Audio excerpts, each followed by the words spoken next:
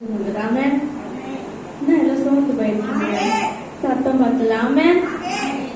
சத்தமா ஆமென். நிறைய பேர் தான் இருக்கும், சத்தமா சொல்லலாம். ஆமென். ஆமென். எல்லாருக்கும் தெரிந்த பாடல் பலிபீடத்தில் என்னை பாடல் என்று பாடல் சேர்ந்து பாடலாம். கல்வாரியின்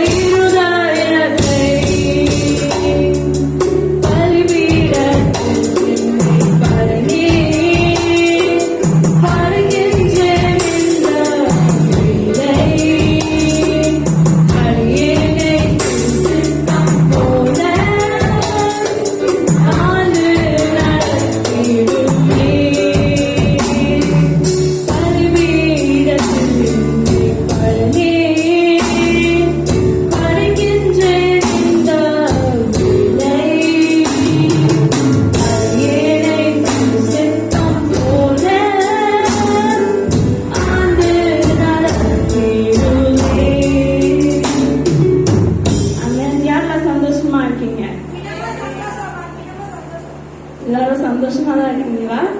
இதுவே யாராவது ரொம்ப துக்கமா இருக்கீங்களான்னு கேட்டா, யாருக்கெல்லாம் நிறைய கஷ்டம் இருக்குன்னு கேட்டா எல்லாரும் கண்டிப்பா சத்தமா சொல்லுவீங்களா, எனக்கு அத்தனை கஷ்டம் இருக்கு இத்தனை கஷ்டம் இருக்குன்னு லைனா யாராவது இப்ப சொன்னீங்களா நான் சந்தோஷமா இருக்கேன் வாய் திறந்து? அந்த ஆண்டி மட்டும் தான் சொன்னாங்க. சரிங்களா? ஆமென். யாரெல்லாம் சந்தோஷமா இருக்கீங்க? ஏன் வாயை திறக்க மாட்டீங்க? தூக்கம் வந்துருச்சா எல்லாருக்கும்? அதுக்குள்ள இன்னும் மெசேஜ் ஆரம்பிக்கல. யாரெல்லாம் சந்தோஷமா இருக்கீங்க? ஆமென். சத்தம் ஆமென் சொல்லலாமே. ஆமென். இங்க வந்துட்டு நம்ம ஒரு சித்தத்தோட ஒரு நோக்கத்தோட வந்திருக்கோம்ல, அவரோட சித்தம் இல்லைன்னா நம்ம இங்க வந்திருக்கவே மாட்டோம்.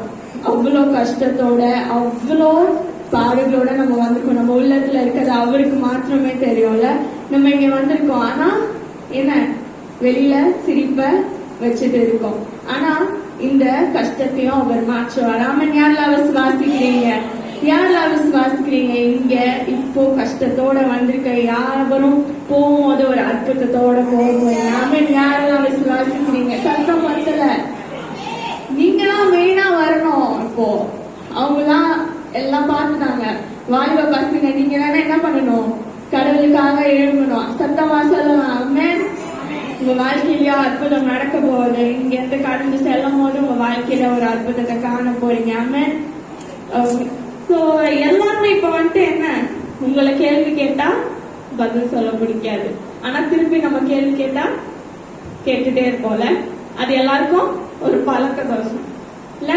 ஒரு மனிதர்களா இருந்தா நம்மளுக்கு எல்லாம் கேள்வி கேட்க ரொம்ப பிடிக்கும். ஆனா இதுவே கடவுள் நம்ம திருப்பி கேள்வி கேட்டா பதில் சொல்ல முடியுமா? நீங்க 1008 கேள்வி கேக்குறீங்க, நானும் தான் நிறைய கேள்வி கேட்பேன். இங்க நான் ஒன்னும் குறைஞ்சதான் இல்லை, நிறைய கேள்வி கேட்பேன் எல்லாரும். ஆனா இதுவே கடவுள் உங்களை வந்து திருப்பி கேள்வி கேட்டா பதில் சொல்ல முடியுமா? இதுவே யோகுல ஒரு வசனம் இருக்குல்ல, 38ல பார்க்கும்போது அவ்வளவு கேள்வி கேட்டிருப்பான் யோகு இல்ல. திருப்பி கடவுள் கேட்கும்போது அவனால பதில் சொல்ல முடிஞ்சுச்சா? 1000 கேள்வி கேட்டான், பதில் சொல்லவே இல்லை. ஏன்னா அப்படிதான் நம்ம 1008 கேள்வி கேட்க முடியும், அதுக்கான பதில் கிடையாது. ஆனா இப்ப திருப்பி கடவுள் கேட்டா சொல்ல முடியுமா? சான்ஸே இல்லை. ஏன்னா நம்ம வாழ்க்கையில அவ்வளோ இருக்குல்ல, நம்மளுக்கு கஷ்டங்கள் இருக்குதுதான், நம்மளுக்கும் பாடுகள் இருக்குதுதான், இல்லைன்னு சொல்ல. ஆனா அதை விட அவர் வந்துட்டு எவ்வளவு கஷ்டத்தை நம்மளுக்காக என்ன பண்ணாரு? கல்வாரி சிலுவையில நம்மளுக்காக பாடுபட்டார். ஆமென். வேற யாருக்காக இல்ல, நம்மளுக்காக மட்டும்தான். இதே மனுஷனா இருந்தா நமக்காக பண்ணுவானா? வாயிலே முளம் போடுவான், வாயிலே என்ன பண்ணுவான், முளம் போட்டுனே இருப்பான், பண்ணுவேன் பண்ணுவேன் பண்ணுவேன் இல்ல. இதுவே பார்க்கும்போது நம்ம ஒரு உடைந்த பாத்திரமா இருக்கும்ல அவர் முன்னாடி. என்னது உடைந்த பாத்திரமா இருக்கும் அவர் முன்னாடி. எப்படி இருக்கும்? நம்ம ஒன்னும் வந்துட்டு இன்னும் வந்து மண் பாண்டமா ஆகல, இன்னும் நம்ம களிமண்ணாதான் இருக்கும். நம்மள அவர் என்ன பண்ணிட்டே இருக்காரு, நினைச்சிட்டே தான் இருக்காரு. இன்னும் நம்ம என்ன பண்ணல, முழுசா பண்ணவே இல்லை, பாத்திரமா மாத்தல இல்ல. அதே பார்க்கும்போது ஒரு பானைய வந்துட்டு என்ன பண்ணலாமா, ஃபர்ஸ்ட் களிமண்ணா இருக்கும் போது அதை என்ன பண்ணலாம், அழகா வணையலாம். இதுவே பானையாயிடுச்சு, அது தப்பாயிடுச்சு, கிராக் விட்டுருச்சுன்னா என்ன பண்ணுவான், தூக்கி போட்டுருவாங்க, உடைச்சிருவாங்க. அதே மாதிரிதான் நம்மள உடைச்சிருக்காரு இல்ல. ஆனா உடைச்சதுக்கு என்ன இருக்கு, ஒரு சித்தம் இருக்கு. என்ன இருக்கு, உடைச்சதுக்கு என்ன இருக்கு, ஒரு சித்தம் இருக்கு. ஏன்னா அதுல என்னது, ஒழுங்கா வரல பானை. பானை ஒழுங்கா வராதனாலதான் உடைச்சான். நம்ம இப்போ உடைஞ்சு போயிருக்கோம்ல. எல்லார் மனசுலயும் அவ்வளோ கஷ்டங்கள், அவ்வளோ பாடுகள் இல்ல, எவ்வளோ. ஆனா இது எல்லாத்துக்குமே என்ன இருக்கு, அவரோட ஒரு சித்தம் இருக்கு. நீங்க இப்போ சந்தோஷமா இருக்கிறதுனாலும் அவரோட சித்தம் தான், உடஞ்சிருந்தாலும் அது அவரோட சித்தம் தான். ஆமென். யாரெல்லாம் விசுவாசிக்கிறீங்க? ஆமென். அப்ப யாரெல்லாம் ஒரு கஷ்டத்துல இருக்கீங்க ஆமென் சொல்லுங்க பார்க்கலாம். எல்லாரும் கஷ்டத்துல தானே இருக்கீங்க, இப்ப சொல்லுங்க ஆமென். சொல்லுவீங்களா? யாரெல்லாம் சந்தோஷமா இருக்கீங்க? சரி. இதுவே பார்க்கும்போது நம்மள உடைச்சிருக்காருன்னா அவரோட சித்தம் தான். எல்லாருக்கும் தெரிந்த பாடு, உடைந்த பாத்திரம் நான், அது உமக்கே தெரியும். உடைந்த பாத்திரம் நான், அது உமக்கே தெரியும். தேவன் பயன்படுத்துகிறேன், இது யாருக்கு புரியும்? உடைந்த பாத்திரம் நான், அது உமக்கே தெரியும். தேவன் பயன்படுத்துகிறேன், இது யாருக்கு புரியும்?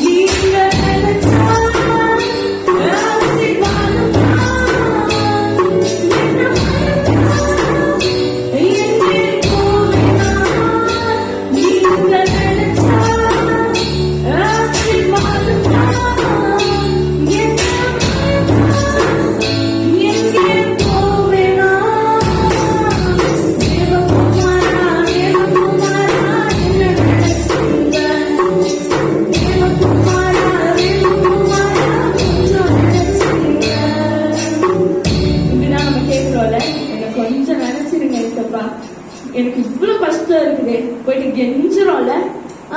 இதுவே நம்ம வாழ்க்கையில சந்தோஷம் வந்துச்சுன்னா துள்ளி குடிச்சு ஆட வேண்டியது, அவரை நினைக்கிறதே இல்ல. இதுவே நல்லது நடந்துச்சுன்னா மட்டும் இது உங்க சித்தம் தானே, அதான் நடந்துச்சு, உங்க சித்தம் தானே நடந்துச்சுன்னு சாட்சியா சொல்ல வேண்டியது. இதுவே உங்க வாழ்க்கையில கஷ்டம் நஷ்டம் எது வந்தாலும் அவர் சித்தம் இல்லை, இது அவர் சித்தம் இல்லை போல, இது அவர் சித்தம் இல்லை போல, அது நல்லா நடந்துச்சு நம்ம என்ன பண்றோம் சொல்லி புலம்புறோம். ஆனா இதுவே நீங்க கஷ்டத்துல இருக்கீங்க நஷ்டத்துல இருக்கீங்கன்னா அதுவும் அவரோட சித்தம் தான்.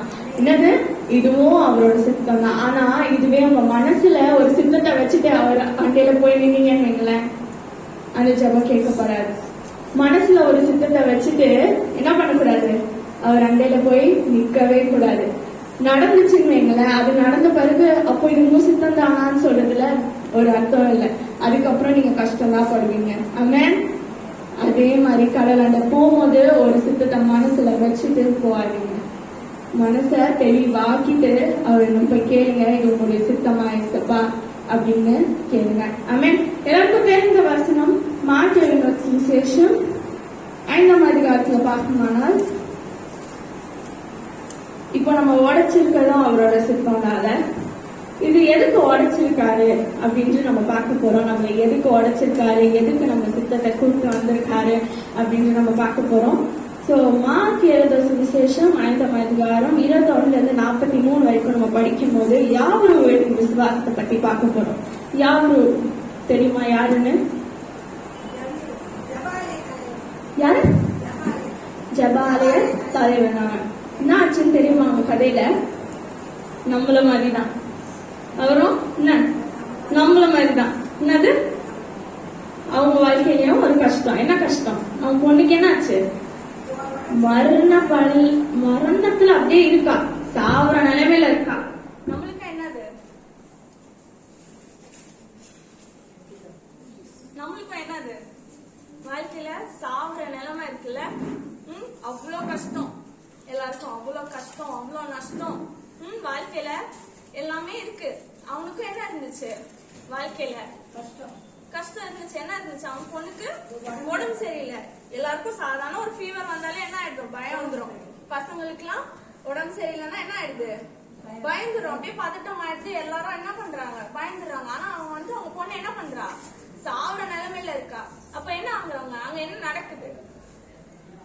வாசித்து பாருங்க. அங்க அப்போது ஜபாலய தலைவன் மேல் ஒருவனாகிய யவீரு என்பவன் வந்து அவரை கண்டவுடனே அவர் பாதத்திலே விழுந்து, என் குமாரத்தி மரண ஆசைப்படுகிறாள், அவள் ஆரோக்கியம் அடைபடிக்கு நீர் வந்து அவள் மேல் ஒரு கைகளையும் அப்போது பிழைப்பாள் என்று அவரை மிகவும் வேண்டிக் கொண்டார். ஆமென்.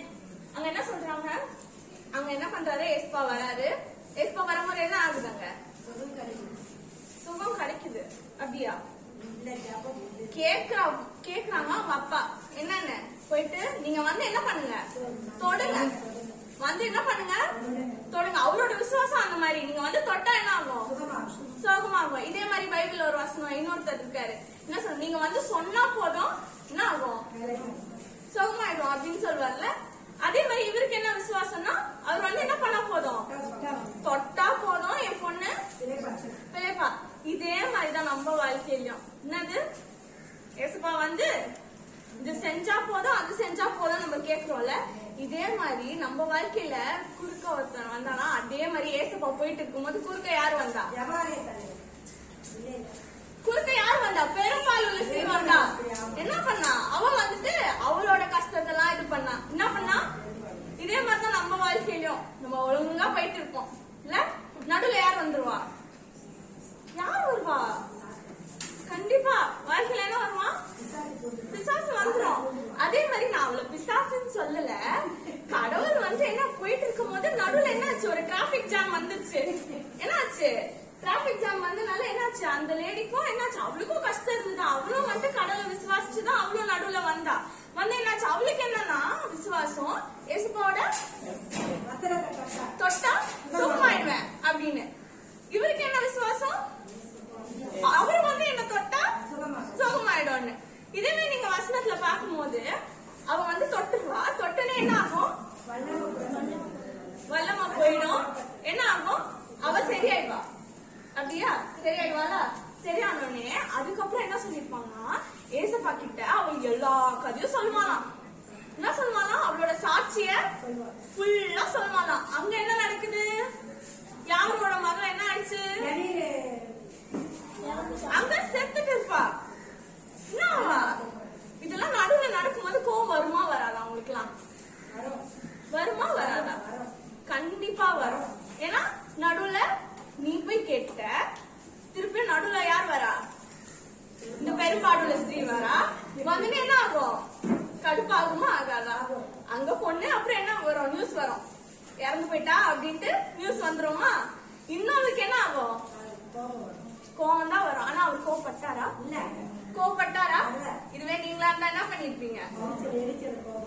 போயிட்டு எல்லாரையும் திட்டி விட்டு வந்துட வேண்டியது. நீங்க லேட்டா வந்துக்கலாமா? டீச்சர் எல்லாம் என்ன பண்ணிருப்பாங்கன்னு நினைக்கிறீங்க?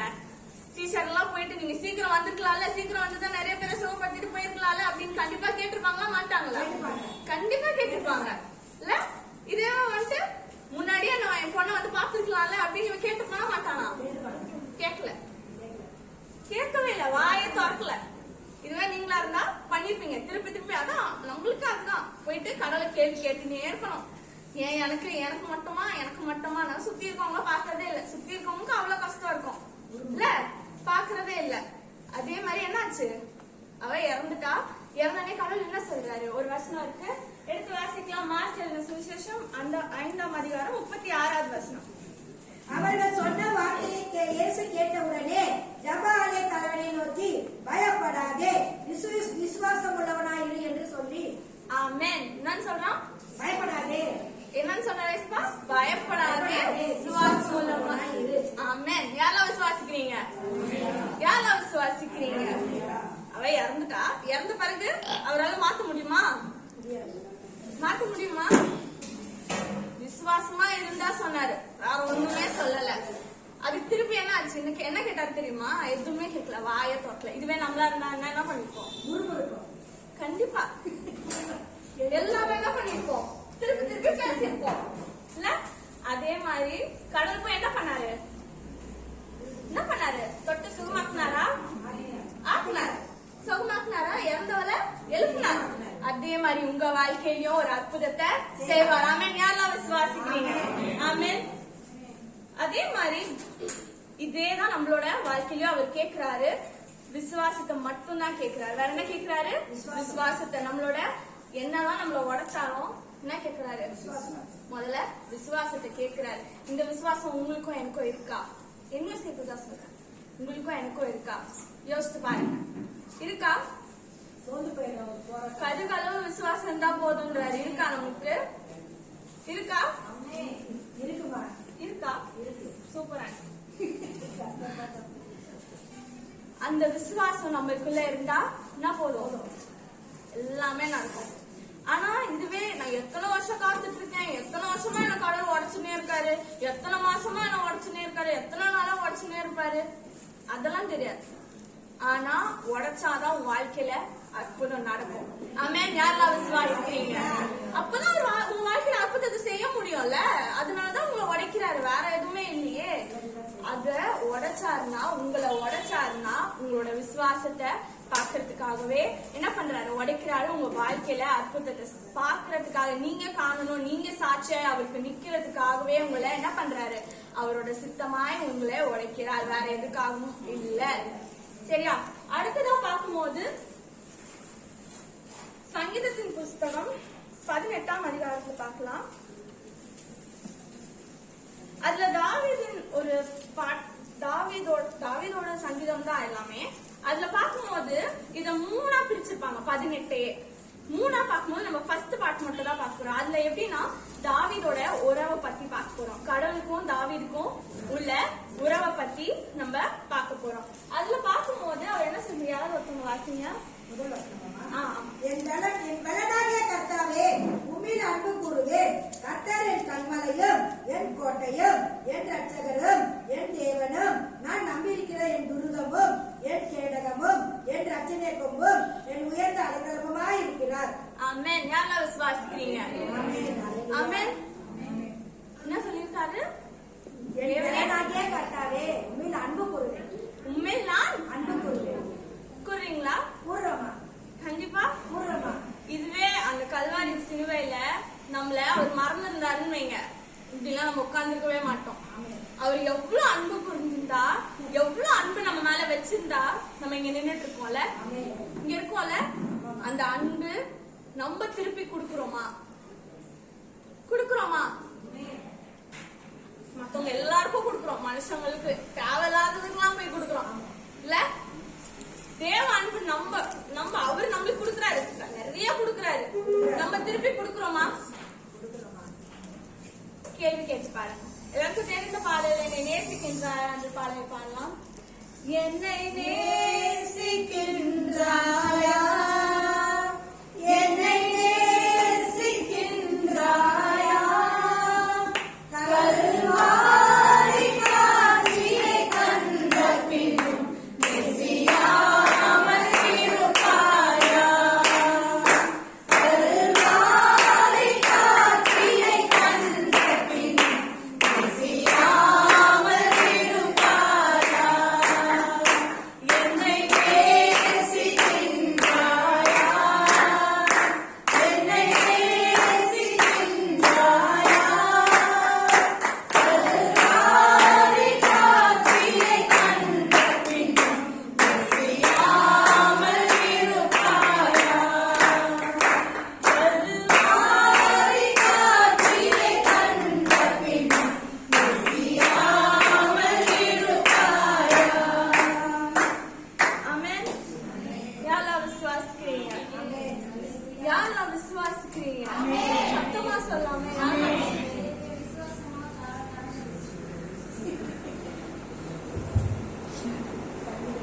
ஹல்லேலூயா ஹல்லேலூயா. கர்த்தர் கொடுத்த கடவுளுக்கு நன்றி சொல்லுவோம். ஆமென் ஆமென். So, முதலாவது நம்ம பார்த்தது நம்மளோட விசுவாசம். நம்மள உடைச்சாருன்னா நம்மளோட விசுவாசத்தை செக் பண்றதுக்காக தான் இருக்கும், வேற எதுக்காகவும் இல்லை. ஆமென். ரெண்டாவது நம்ம பார்த்தது அவரோட அன்புக்காக. என்னது? நம்மளோட அவரு விலையேற பெற்ற அன்பை நம்மளுக்கு கொடுத்தாரு கல்வாரி சிலுவை. நம்ம திருப்பி கொடுக்கிறோமா? தாவீது கொடுத்தாரு. தாவீத வந்துட்டு எல்லாத்துலயுமே ஜெயத்தை கொடுத்தாருல, ராஜாவாக்குனாரு, எல்லாத்தையுமே பண்ணாருல. நம்ம திருப்பி கொடுக்கிறோமா அவருக்கு? நம்ம வாழ்க்கையிலயும் நிறைய செஞ்சிருக்காருல ஆண்டவர், செஞ்சிருக்காருல. அப்போ நீங்க திருப்பி அன்பை கொடுக்கும் போது எப்படி கொடுக்கணும்? ட்ரிபிள் மடங்கா கொடுக்கணும். எப்படி கொடுக்கணும்? ட்ரிபிள் மடங்கா. எப்படி கொடுக்கணும்? அவர் வேற ஒண்ணுமே கேட்கல. அவர்கிட்ட என்ன பண்ண சொன்னாரு? பேச மட்டும் தான் சொன்னாரு. என்ன பண்ண சொன்னாரு? பேச சொன்னாரு. மத்தவங்க எல்லாத்தையும் ஒரு கதெல்லாம் பேசுவோம், ஆனா அவர்கிட்ட என்ன பண்ண மாட்டோம்? பேச மாட்டோம் இல்ல. சோ ரெண்டாவது பார்த்தது அவரோட அன்பை பற்றி. மூணாவது நம்ம பார்க்கும்போது எதுக்கு நம்மள உடைக்கிறாரு அப்படின்னா, லேவியராகமம் 7ஆம் அதிகாரம் 28ஆம் வசனம் பார்க்கலாம். வாசிக்கிறதுக்கு முன்னாடி நான் ஒண்ணு சொல்லிடுறேன். நான் சொல்றேன். இதுல பார்க்கும்போது என்ன ஆகுதுன்னா, நம்மள உடைக்கிறாரு. என்ன சொன்ன? அதுக்கு முன்னாடியே பானையை உடைக்கிறாருன்னு சொன்னேன்ல. பானையை எதுக்கு உடைக்கிறாரு? ஒழுங்கா இல்லைன்னா உடைப்பாரு. அதே மாதிரி நம்ம ஒழுங்கா இருக்கோமா? அவரோட வழியில நடக்கிறோமா? இதே மாதிரி பைபிள்ல வந்துட்டு 3 இடத்துல உடைக்கிறான் பானைய. அதை நம்ம பார்க்க போறோம். லேவியராகமம் 7ஆம் அதிகாரம் 28ஆம் வசனம். இதுல வந்துட்டு நம்ம பாவ நிவாரண பலியை பத்தி நம்ம பார்க்க போறோம். ஆனா அந்த பலியை பத்தி நம்ம பார்க்கல, அந்த பலி என்ன பண்றாங்க அப்படின்றத நம்ம பார்க்க போறோம். என்ன ஆகும்னா, கடைசியில அந்த பானையை உடைப்பாங்க. எதுக்கு உடைப்பாங்க அப்படின்னு பார்க்கலாமா? யாராவது ஒருத்தவங்க வாசிங்க. 7:28. 7ஆம் அதிகாரம் 28ஆம் வசனம்.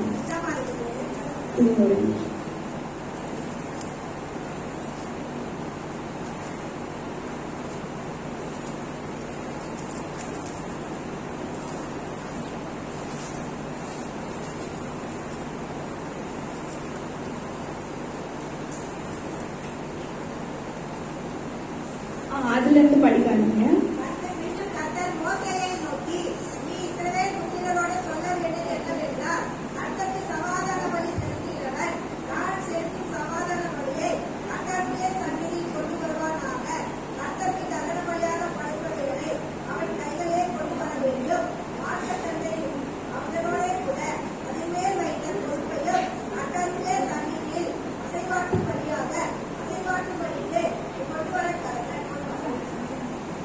அது நீங்க ஃபுல்லா வாசித்து பாத்தீங்கன்னா அதுல வந்து உங்களுக்கு தெரியும். அது என்னன்னா, மாம்ச பலி கொடுப்பாங்க. என்ன பண்ணுவாங்கன்னா, மாம்ச பலி கொடுப்பாங்க. அதுல என்ன ஆகும்னா, அதுல பானையில என்ன பண்ணுவாங்களாம்? மாம்சத்தை போட்டு சமைப்பாங்களாம். என்ன பண்ணுவாங்களாம்?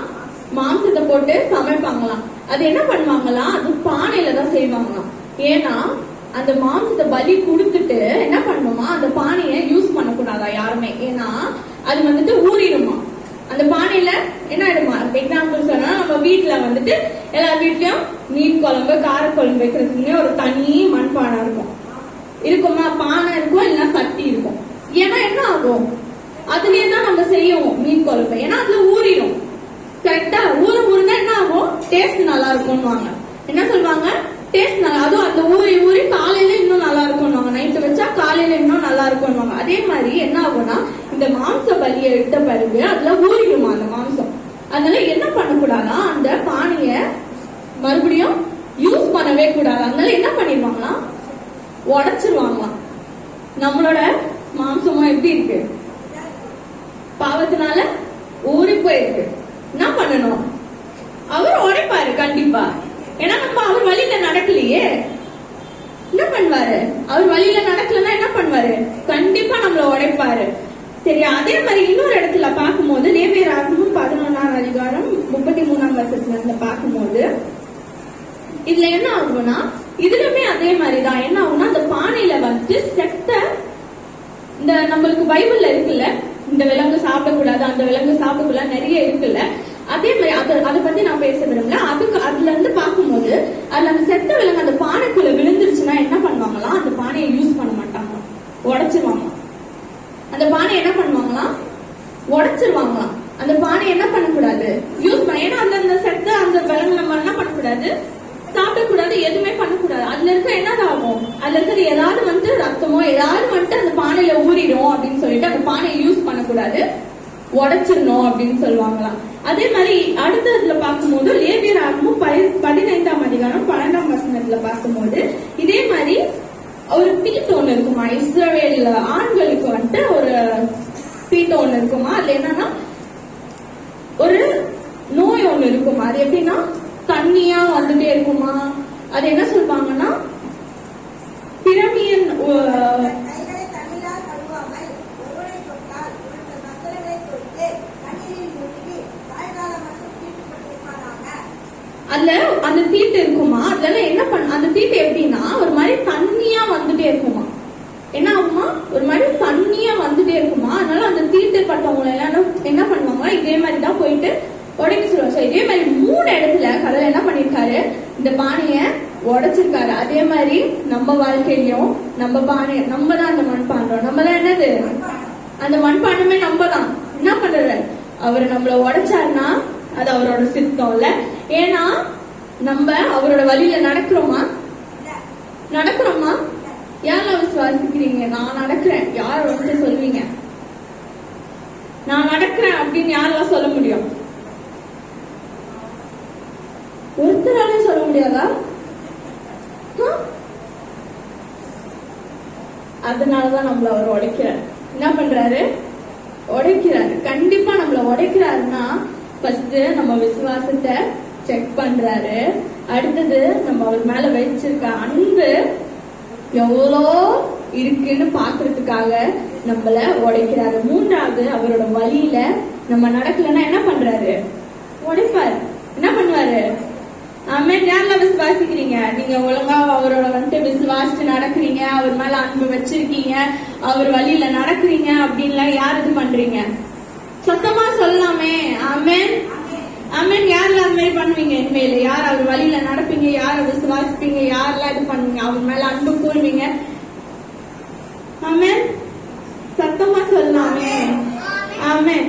சோ இதே மாதிரி பார்க்கும்போது இது நம்ம வந்துட்டு முதல்ல எங்களுக்கு விசுவாசம் நம்ம என்ன பண்ணணும், பலப்படணும். அவருக்கும் நம்மளுக்கும் உள்ள விசுவாசம் நல்லா ஸ்ட்ராங்கா இருக்கணும். அந்த ஸ்ட்ராங்கா இருக்கிறதுக்காக நம்ம என்ன பண்ணணும், அவரை கிட்டி சேரணும். அவரை கேள்வி கேட்டா மட்டும் பத்தாது, அவரை கிட்டி சேரணும். அதுக்கு அடுத்தது பார்த்தது என்னன்னா தேவ அன்பை பார்க்கறதுக்காக அவரை வந்துட்டு என்ன பண்ணணும், அதிகமா மனுஷ அன்பு மட்டும் இல்ல, அவரை அதிகமாய் நேசிக்கணும். 3வது பார்க்கும்போது நம்மளோட வழிய என்ன பண்ணணும், சுத்திகரிக்கணும். என்ன பண்ணணும், நம்மளோட வழிய சுத்திகரிக்கணும். எல்லாருக்கும் தெரிந்த பாடல் குயவனே குயவனே என்ற பாடல், தெரிந்த பாடல் கூட சேர்ந்து பாடலாம். குயவனே குயவனே படைப்பின்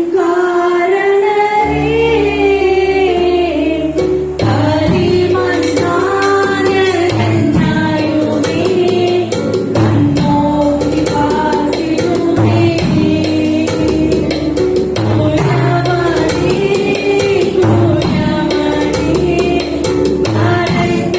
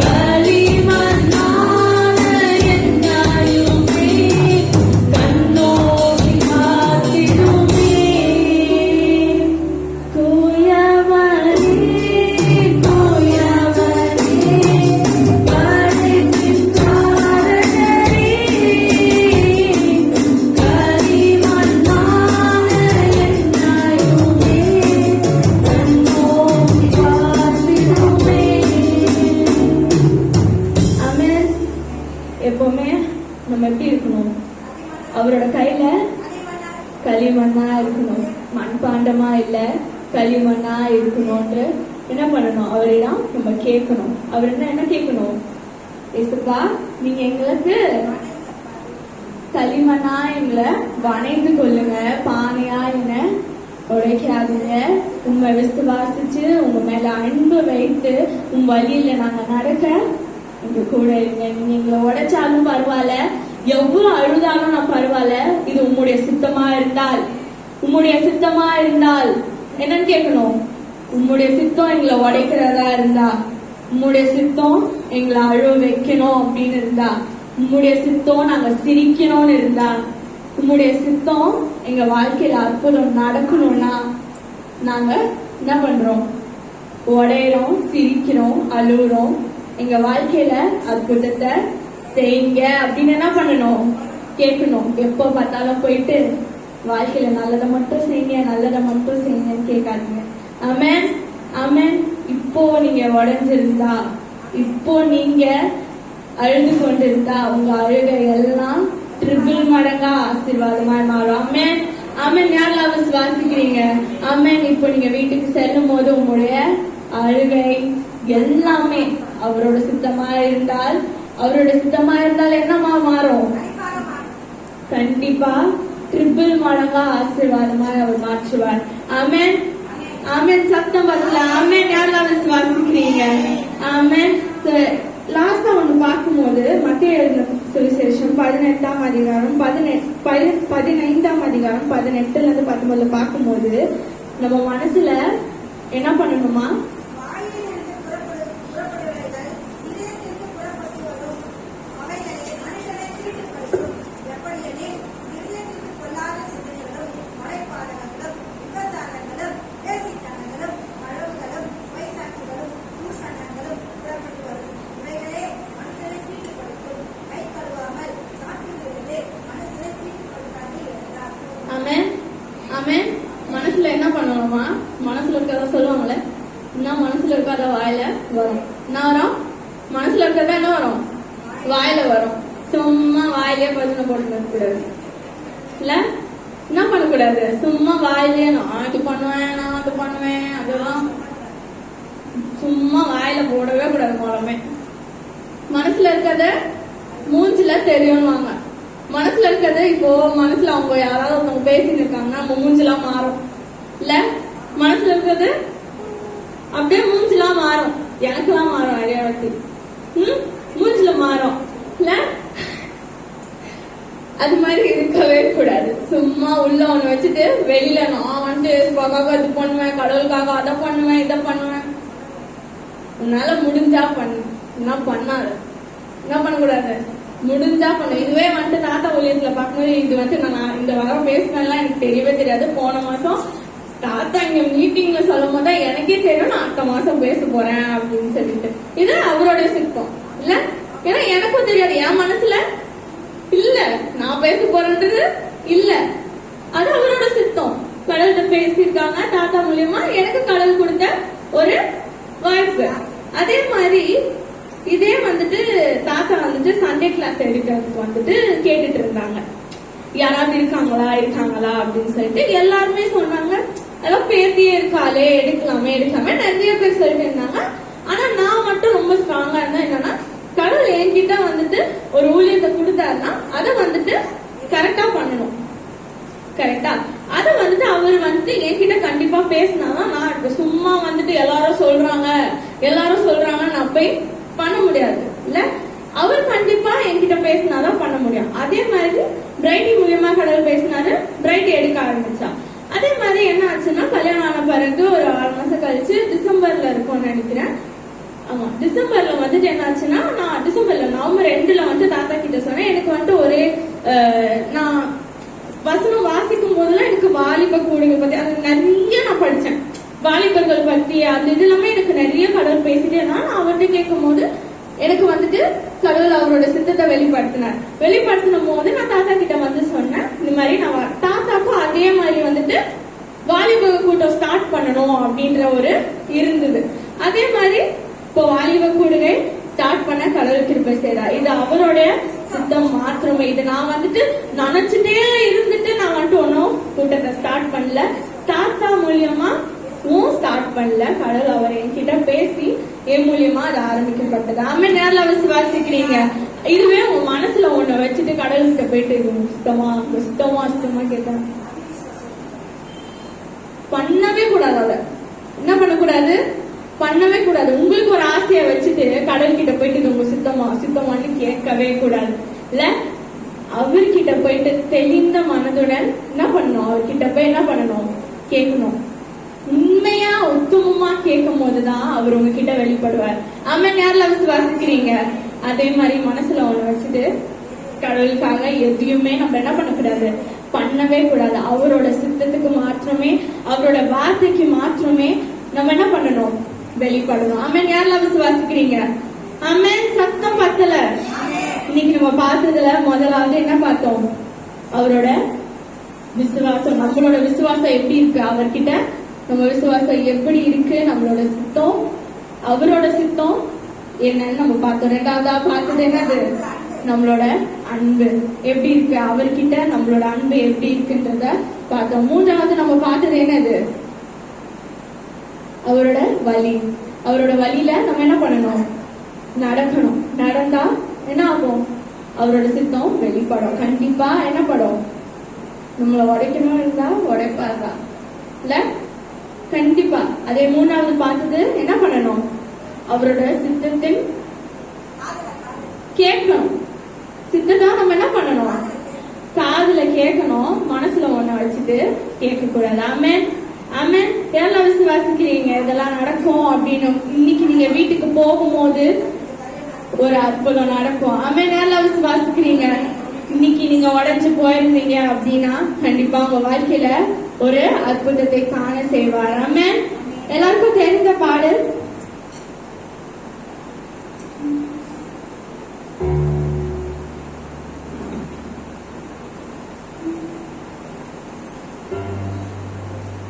அற்புதம் அதிசயம் இந்த ஆண்டு நடக்க போகுது. அற்புதம் அதிசயம் இந்த ஆண்டு நடக்க போகுது. கவலைப்படாத கவலைப்படாத கவலைப்படாத கவலைப்படாத. அற்புதங்கள் குவிய போகுது. அதிசயங்கள் நடக்க போகுது.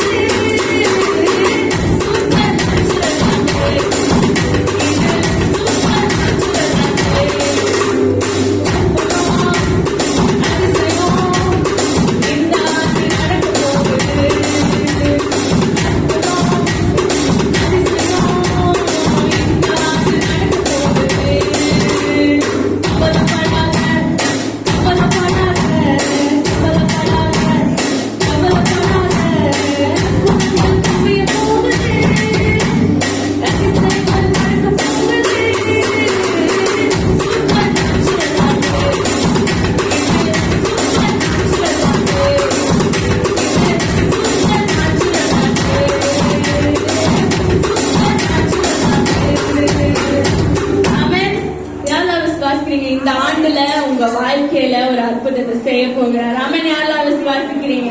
சத்தமா ஒரு ஆமென் சொல்லிடலாமே. ஆமென். கடவுளை இந்த வார்த்தையை ஆசீர்வதிப்பாராக. ஆமென்.